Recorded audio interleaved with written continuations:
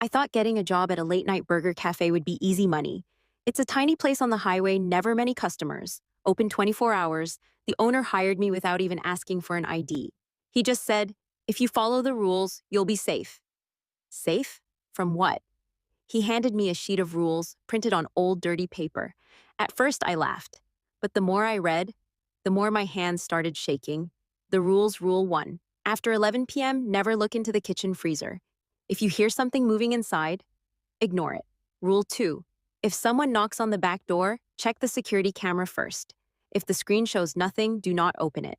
Rule 3. If a customer sits at table number 4, do not approach them. Place their food on the counter and ring the bell.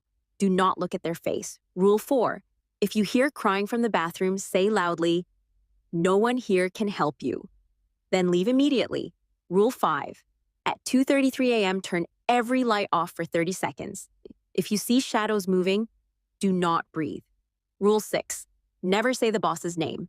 Ever. I asked the manager if this was some kind of prank. He didn't smile. He just said, "You'll understand tonight."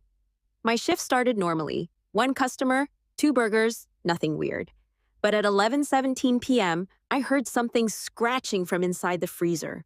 Slow, long, like nails on metal. I tried to ignore it, but then something spoke, a voice whispering from inside the freezer. "Let me out. I'm so cold." I stepped back, heart pounding. The voice changed deeper, angry. "Open the door!" I ran to the counter, shaking. At midnight, the bell above the door rang, but nobody walked in. I looked at the tables, and table 4 was suddenly taken. Someone was sitting there completely still, facing the wall, hair covering their face. I couldn't see their hands or feet, or if they were even breathing. The ticket printer started printing by itself. Order: 1 plain burger, no meat.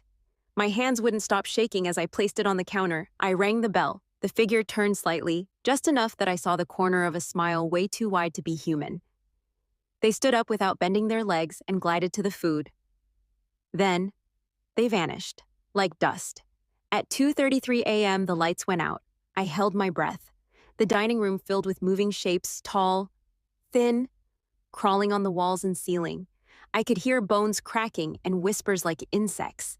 One of the shadows stopped in front of me. I could feel it inches from my face. I couldn't move. I couldn't breathe. When the lights came back on, the mop was standing upright in the middle of the floor.